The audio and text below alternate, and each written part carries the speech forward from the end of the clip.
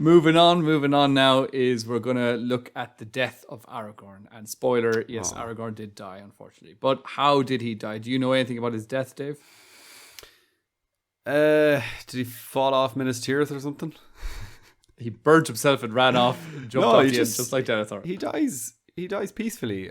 An old man in his sleep at the humble age of 210, I believe. 210. Very good. Exactly. Yeah. Bang on the money there. Yeah. Tolkien liked his round numbers as well. Yeah.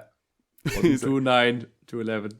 Yeah, exactly. Yeah. No, very good. And I believe Arwen also died maybe a year later, or was it a day later or something? Well, it was a year. It was a year. Okay, yeah. Yeah. But very nice. Good job. And so again, as another thing that was just as being the descendant of Numenor, of Numenorians, Aragorn was given the power to choose to die. So he could die quietly whenever he felt like.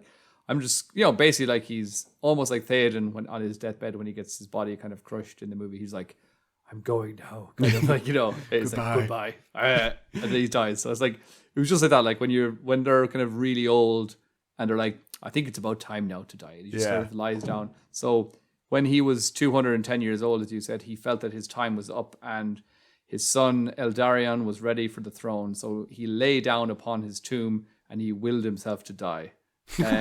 He willed himself to die. That's like me after a night out. I'm like, God, I just let me die.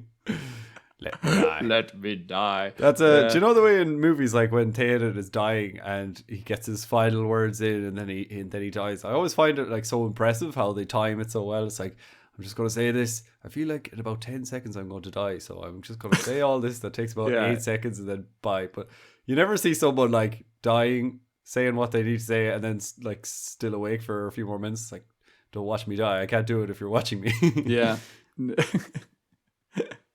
That's a good point. I like that. I mean, it's like when you're at the urinals. It's really cool. And like you get pissed fright. Stage fright. I can't die right now. You're watching me. Stop looking at me. Let me die. Yeah. Yeah. So reading here, it says, then going to the house of the kings in the silent street, Aragorn laid him down on the long bed that had been prepared for him. There he said farewell to Eldarion, and he gave into his hands the winged crown of Gondor and the scepter of Arnor. And then all left him save Arwen, and she stood alone by his bed. This is a very sad scene here that I would recommend. I'm going to read a little bit more from it, but I would recommend anyone to go and read this whole little part from the books, which is really beautiful. But she says, Estelle, Estelle, she cried. Which again, what does that mean, Dave? Hope. Good man. Well done. You've learned at least one thing. So this is where she still calls him Estelle. She says, Estelle, Estelle, she cried. And with that, even as he took her hand and kissed it, he fell into a sleep. Then a great beauty was revealed in him, so that all who after came there looked on him in wonder. For they saw that the grace of his youth and the valor of his manhood and the wisdom and majesty of his age were blended together. And long there he lay, an image of the splendor of the kings of men in glory, undimmed before the breaking of the world. Oof, I've got goosebumps. That's lovely. Any of that sound familiar to you? To be honest, after you said something about his graceful manhood, I couldn't concentrate on the rest of it. It's like, okay. Was he just naked lying there? No, I know that's not what he meant, but give it to me one more time. I'm going to read the last line and see if this rings any bells. It says, and long there he lay, an image of the splendor of the kings of men, in glory undimmed before the breaking of the world. Sounds very Boromir-esque. Am I on the right track? You're not. No. In the movies, that quote is given to Elrond. Oh, really? Elrond says that when he's talking to Arwen, saying, basically like giving her in his vision. Yeah. In his vision, saying, "But you, my daughter, will will linger."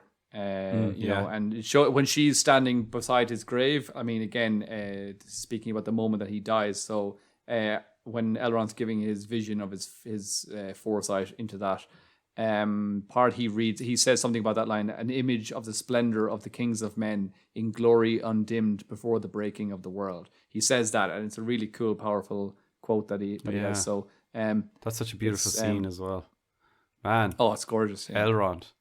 Do you Do you know Elrond is Spanish for the Rond? No, actually, that's El Rondo. All right, El Rondo. Yeah. So then Arwen, of course, as you said, she kind of gave up her own life in a similar manner 1 year later, but more kind of due to heartbreak. She was like, right, I'm sick of being alone. I'm going to just do the same. I'm going to call it a day on my 3,000 years that I've been on Yeah, this earth.